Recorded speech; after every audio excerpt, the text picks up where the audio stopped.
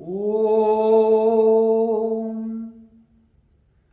आज हम 15वें अध्याय का दूसरा भाग करने जा रहे हैं। जैसे हमने कहा था कि जो पुरुषोत्तम का वर्णन है इस भाग में आएगा, और जो हमने एक जो और बहुत ज़्यादा हमारे मन के अंदर जिज्ञासा रहती है कि जो जीव है इस शरीर को छोड़ता कैसे है, दूसरे शरीर में जाता कैसे है, वो इस शरीर में रहते हुए क्या करता है, छोड़ के जाता किसको पता चलता है, क्यों पता चलता है, किसको पता क्यों नहीं चलता। इसका वर्णन हम धीरे धीरे इसमें करेंगे कि जीव तो अंदर है, तो शरीरम यद वापनोति यच्चाप्युत्क्रांति सर्वा गृहीत तानि संयाति वायुर्गंधा निवास्या। ये इस शरीर को कैसे छोड़ता है?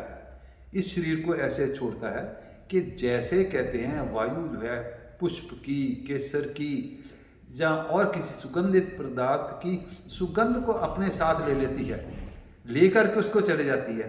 ऐसे ही जो जीव है, जो अपना, जैसे हमने पिछली बार कहा था, मन, इंद्रियां, हमारी स्मृति, वासना, उनकी सुगंध को ले लेती है, लेकर के एक शरीर को छोड़ के दूसरे शरीर में चले जाती है। तो इसका पता नहीं चलता किसी को भी। बट वो जो है, क्यों पता नहीं चलता कि देखो हमने ये भी पढ़ा जीव अचल है, वो यहाँ भी है वहाँ भी है। जैसे हम अगर रेलवे स्टेशन पे जाएं तो ये कहेंगे लाइन कलकत्ता जा रही है, तो जो पोर्शन हमको दिखाई दे रहा है वो कलकत्ता नहीं जा रहा। इसका मतलब है कि ये दिल्ली से लेकर कलकत्ता तक लाइन बिछी हुई है। ऐसे ही जो जीव है वो तो सर्वव्यापी है ही है, परंतु फिर भी वो जो हमारी स्मृति वगैरह है, उसको जो हमारी वासना है, जो रिजल्टेंट डिज़ायर्स हैं, जो रिजल्टेंट अपने श्रोत्र चक्षु वगैरह की जो वासनाएं हैं, उसको लेकर के वो उसको प्रोपेल करके दूसरे शरीर में डाल देता है। क्योंकि ये सब जगह है, पर फोर्स इसकी से जाता है और यही उसकी जो इच्छाओं को, वासनाओं को खींच के लेके जाता है। शरीरम यद वापनोति यच्चाप्युत्क्रांति सर्वा गृहीत तानि संयाति वायुर्गंधा निवास्यात्। इसकी उपमा वैसे ही दी है कि जैसे फूल तो वहाँ का वहाँ रह गया, केसर वहाँ का वहाँ रह गया, सुगंधित पदार्थ वहाँ का वहाँ रह गया, पर उसके अंदर जो सुगंध है वो निकल के चल गई। ऐसे ही जो शरीर हमारा वहाँ रह जाता है, तो उसके अंदर जो हमारे जो स्मृति हैं, जो वासना हैं, जो इंद्रियों के विषय हैं, वो हमारे सूक्ष्म शरीर से की तरह उसके साथ निकल के दूसरे शरीर में एस्टेब्लिश हो जाते हैं।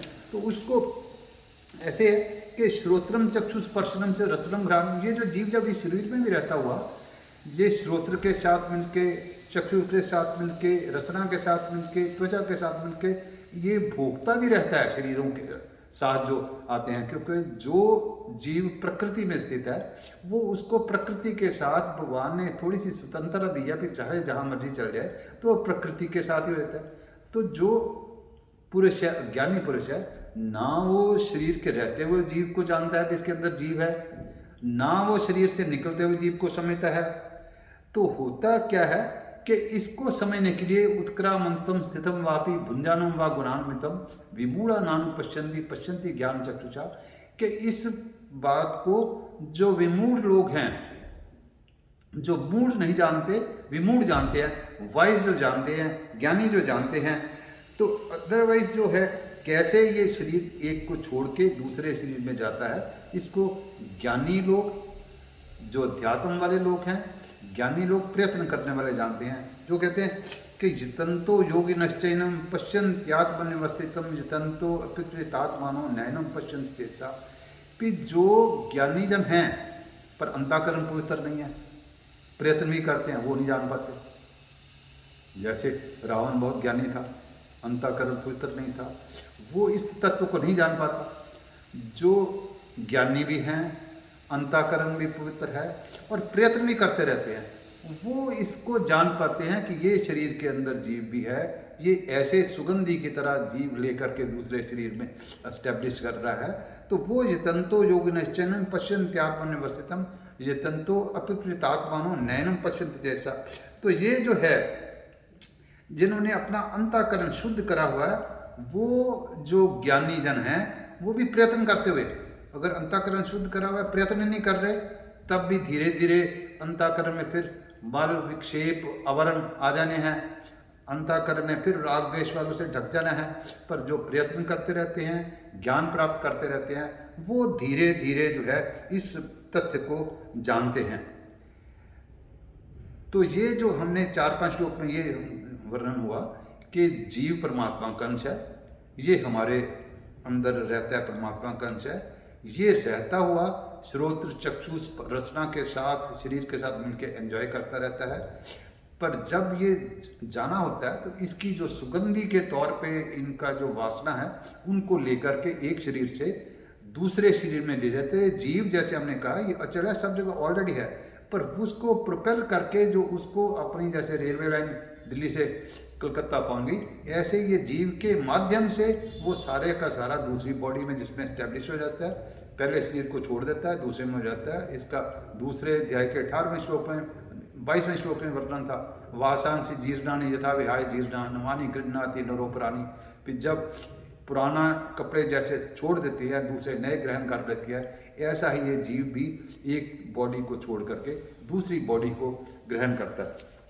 तो इसके बाद जो है ये वर्णन है कि वो जो ग्रहण कर लिया तो वो जाता किस स्थान पे जाता है। जैसे हमने कहा था उस स्थान पे जहाँ पर सूर्य की रोशनी भी उसको नहीं प्रकाशित करती।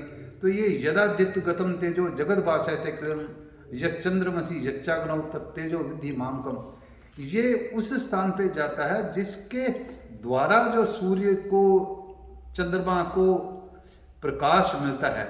ये उस स्थान पे जो जीव है, जो जब मुक्ति हो जाती है, मोक्ष का अर्थ होता है, उस स्थान को पथ में जाता है। तो ये जो उस स्थान का नाम, यहाँ पर जो पहले नाम नहीं आया था, अब जो है आगे आगे के श्लोकों में उसका नाम भी आएगा कि उसको कहते क्या हैं। कि पहले तो जो जब वो इस जीवन में रहता है, गामा विशिष्ट भूतानी धार्या में मोहिसा को इस पृथ्वी में प्रवेश करके पृथ्वी का भार सारता है। फिर जो है वो चंद्रमा रूप में पुष्णामी चौथी सर्वा सोमो भूतवार सात्म का, वो चंद्रमा के तौर पे अपनी औषधियों को रस प्रदान करता है। तो करता सारा कुछ जो है वो भगवान का जो अंश, भगवान ही सारा कुछ कर रहे हैं। जैसे एक कहानी भी वेदों का, उपनिषदों में आता भी है कि एक बार देवता लोगों ने एक युद्ध जीत लिया, राक्षसों को सबको फतेह कर दिया। Then they were very proud of that कि हमने ऐसा कर दिया, हमने ऐसा कर दिया। तो सब थे। तो अब यक्ष ने देखा, भगवान ने देखा भी इनको तो अभिमान हो गया, तो उन्होंने एक यक्ष का रूप धारण करके बैठ गए। जब पहले अग्नि देवता ने देखा, भाई आप कौन हो? उसने कहा आप कौन हो? कहते मैं तो अग्नि हूँ। ने कहा तुम क्या कर सकते? मैं तो सब जला सकता हूँ। उसने कहा अच्छा, मैं तो सब ब्रह्मांड को जला सकता हूँ। उन्होंने कहा एक तिनका दिया यक्ष ने, इसको जला के दिखाओ। और बड़ा प्रयास करा, नहीं जल पाया, वो चुप करके वापस आ गया। दूसरे वरुण ने कहा भाई मैं जाता हूँ, देखता हूँ। उसने कहा तुम कौन हो? कहता है मैं तो वरुण हूँ, मैं तो सारी सृष्टि को भाग के ले जा सकता। उन्होंने कहा कि ये तिनका कर दो, वो तिनके को नहीं कर पाए। फिर ऐसे ही जो था वायु भी गई, ने कहा इसको मैं तो सबको उड़ा के ले जाऊंगी। उसने कहा ये तिनका नहीं उड़ पाया। तो बाद में इंद्र गया तो भगवान ने अपना रूप दिखाया। तो ये हुआ कि ये जो ताकत थी अग्नि की, वरुण की, वायु के नहीं थी, उसके पीछे ताकत दी थी पुरुषोत्तम भगवान की थी। तो ये जो भी यहाँ पर जो भी हो रहा है, सारी जो एनर्जी है, ताकत है, भगवान की है। इवन नेचुरल वे में भी कहते हैं कि जो इलेक्ट्रिसिटी जो है, सारी दुनिया का चक्कर 1 सेकंड में 3 बार, शायद उससे भी ज़्यादा कर लेती है।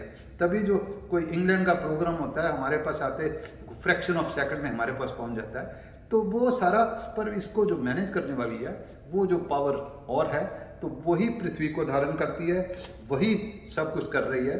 अगले श्लोक में और भगवान ने बताया कि मैं क्या कर रहा हूँ। अहम वैश्वा नरो भूत्वा प्राणिनाम देहमाश्रिता प्राणापान समायुक्ता पचाम्यन्नम चतुर्विधम, कि मैं ही सब प्राणियों के अंदर स्थित होकर के वैश्वानर अग्नि के रूप में सब तरीके के अन्न, चाहे 4 तरीके का निकलने वाला, चूसने वाला, पीने वाला, तो किसी तरीके का भी जो भी अन्न जैसे होता है, उसको मैं ही जो अंदर सबके बैठ के जठराग्नि के तौर पे करके हम जो है, मैं ही उन सब को करता हूँ। अहम वैश्वा नरो भूत्वा प्राणिनाम देहास्त्रा प्राणापान समायुक्ता पच्चामन्यम चतुर्विधम। इस श्लोक को हम जो है अक्सर भोजन करने के टाइम भी करते हैं कि ये जो सारा कुछ अंदर हम कर भी रहे हैं, ये इसको पचाने वाला जो है, करने वाला वो भगवान ही है, ताकि हमें भगवान की, जैसे आपने कहा था पे अध्यात्म नित्या सदा सदा ये खाने के टाइम भी याद रहे पे ये सारा जो करने वाला एक परमात्मा ही है। तो ये इसके बाद में जो 15वां श्लोक, जैसे हमने कहा था कि 15वां अध्याय गीता का सार गिना जाता है और 15वां श्लोक इसका और सार गिना जाता है कि सर्वस्य चाहम हृदय सन्निविष्ट मता स्मृतिर ज्ञानम अपोहनम च वेदैश्च सर्वे रहमेव वेद्यो वेदांत कृद्वेद विदेव चाहम, कि मैं ही जो है सबके हृदय में स्थित हूँ, मैं ही सबकी स्मृति हूँ, जो उसको याद रहता है मैं ही हूँ, मैं ही बुद्धि में प्रवेश करके सारे तरह के संशय नष्ट करता हूँ। और इसको अपोहनम भूलना भी कहते हैं कि सारे संशय नष्ट करता हूँ।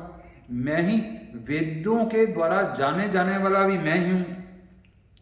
तो इस तरीके से, इस तरह भगवान ने बताया कि सारा कुछ करने वाला जो मैं ही हूँ, तो मेरे अलावा कोई कुछ नहीं है। ये श्लोक भी गीता का हमको समझने लायक है कि जैसे हमने पिछले और भी कई उदाहरण दी कि भगवान ही सारा कुछ करने वाले हैं, वही सब कुछ करने वाले हैं, वही सबके हृदय में श्रेष्ठ हैं। 18वें अध्याय के 61 श्लोक में भी ऐसा ही वर्णन आता है कि ईश्वरा सर्वभूतानां ईश्वरा सर्वहृदयेषु, ईश्वर सबके हृदय में स्थित है और उनके जो विकारों के, कामना के, उनके अंदर प्रकृति के हिसाब से वो यंत्र की तरह उसको घुमाता जाता है, घुमाता रहता है, तो कर सारा भगवान ही रहा है। तो ये हमने को इसका ध्यान करना है।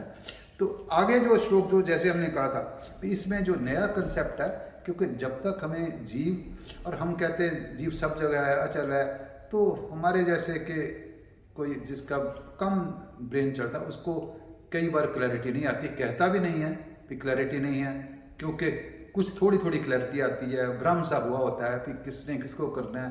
जब जीव भी वही है, बाहर है, जीव अंदर भी वही है, बाहर भी वही है, तो क्या किसको क्या करेगा, शायद एक भ्रम सा उत्पन्न हुआ रहता था। तो भगवान ने इस श्लोक के माध्यम से भगवान ने हमारा वो जो है भ्रम दूर करने का भी प्रयास करा है, जो कि कई सेक्ट वाले तो इसको नहीं मानते, बट एक साधारण ब्रेन वाले के लिए मैं समझता हूँ कि ठीक है। द्वाविमौ पुरुषौ लोके क्षर अक्षाक्षर एक क्षरा सर्वाणी भूतानि कूटस्थो कर उच्चते। अगला साथ में पढ़ते हैं, उत्तमा पुरुषस्तुन्या परमात्मेति दाहिरता यो लोकोत्रय मावेत्य विभर्तव्य ईश्वरा। ये जो है, ये शरीर ये लोक में दो तरीके के हैं, क्षर और अक्षर। क्षर जो है वो नाशवान है, अक्षर जो है वो स्थिर है हमारे अंदर जीव के तौर पे। वो जो भगवान के गुण है वही उसमें गुण है, परंतु वो प्रकृति के साथ मिलके वो प्रकृतिस्थ हो जाता है, वो इसलिए उसका लेवल जो नीचे आ जाता है। जो भगवान है ऊपर रह जाता है, वो प्रकृतिस्थ होने का नहीं मिलता। तो कहता है उत्तमा पुरुषस्तुन्या परमात्मेति दावता ये लोकत्रय मावेत्य विभर्तव्य ईश्वरा, कि इससे उत्तम पुरुष जो है वो और है, वो जो है क्षर से तो बिल्कुल दूर है, पर जो अक्षर हम जीव कहते हैं इससे भी उत्तम है। क्षर से तो बहुत दूर है, पर अक्षर से जो जीव है उससे भी वो उत्तम है। उसका जो है यस्मात्क्षर मती तो हम अक्षरादपि चोत्तमा अतोस्मि लोके वेदे च प्रतिता पुरुषोत्तमा। उसको क्या कहते हैं, उसको अब इस श्लोक में आया है 18वें में कि उसको पुरुषोत्तम कहते हैं। तो अब इस अध्याय के माध्यम से हमको ये ध्यान होगा कि एक क्षर शरीर है जो बॉडी है, अधिभूत भी जिसको कई जगह कहा है, कई जगह क्षेत्र कहा है। एक अंदर जो जीव है जिसको कई जगह हमने क्षेत्रज्ञ कहा है, कई जगह अध्यात्म कहा है। पर यहाँ और उसके अलावा बाहर वाली वस्तु को हमने वही ध्यान करा है कि बाहर भी वही है, पर यहाँ पर भगवान ने उसको पुरुषोत्तम का नाम दिया है कि जो हमारा जीव भी है, अगर वो मन बुद्धि से हटे तो जीव जो ध्यान पुरुषोत्तम का करे, जीव पुरुषोत्तम की तरफ जाए, क्योंकि उसका अंश है। जब तक अगर कोई क्लैरिटी नहीं है कि जीव किसका ध्यान करे, जीव का ध्यान करे, वो भ्रम सा कन्फ्यूजन सी रहती है। एक साधारण मनुष्य की बात कर रहे हैं, जो ज्ञानी पुरुषों का नहीं हम कर रहे, उनको ज्ञान है। बट जब हमें पता चलेगा जीव को पुरुषोत्तम का ध्यान करना है, पुरुषोत्तम वन हु मैनेजिंग क्षर एंड अक्षर एज वेल। पर क्षर से तो बहुत दूर है, पर अक्षर से भी जो है उत्तम है। ये अब इसमें है कि ये जो शास्त्र है, यो मामेव सम्मूढ़ो जानाति पुरुषोत्तमा स सर्वविद भयति माम, तो वो जो है सर्वभावेन भारत, जो इस तरीके से इस प्रवाह से जान जाता है, वो जो है इस लोक से बाहर चले जाता है, वो उसका कल्याण हो जाता है, वो सब कुछ जान जाता है। सर्वभयति माम, वो सब कुछ जान करके सम्मूढ़ हो जाता है और जो मूर्खता से रहित हो जाता है, ज्ञानी हो जाता है, वो सर्वभाव सब तरीके से मेरे को याद करता करता मेरे में ही जो सम्मिलित हो जाता है। तो ये 15वें अध्याय का अंतिम श्लोक इसका ये है कि इति गुह्यतमं शास्त्रम इद मुक्तम ज्ञानंग एतद् बुद्ध्वा बुद्धिमान स्यात् कृतकृत्यश्च भारत, कि ये जो गुह्यतम शास्त्र है, ये शास्त्र समझने आम साधारण के समझने वाला नहीं है। बीच में मैंने कहा था कि अंतःकरण भी साफ हो, प्रयत्न भी करता रहे, तो उसको आगे जो है वैराग्य की दृष्टि चलता रहे, अहमता और ममता और वासना का भी त्याग करता चले, जो ये करेगा तो ये गुह्यतम शास्त्र है। ये इसको शास्त्र भी इसलिए कहा है कि नहीं तो बाकी सारे अध्यायों के अंदर अध्याय का ही नाम है, इसमें शास्त्र का है। तो ये 15वां चैप्टर अगर हम समझ जाएं तो ये अपने आप में भी एक जो है शास्त्र है। तो इसी को 15वें अध्याय को समझना, बार बार समझने का। अगर चिन्मय मिशन में जाओ तो भोजन के पहले रोज पूरे के पूरे इस अध्याय का पाठ करते हैं, तो इसलिए इसको समझने का प्रयास करना चाहिए। अगले सत्र में हम 16वें अध्याय का आरंभ करेंगे। वो 16वां अध्याय हमारे दैनिक जीवन के क्या चीज़ करनी चाहिए, क्या चीज़ नहीं करनी चाहिए, इसके बारे में होगा।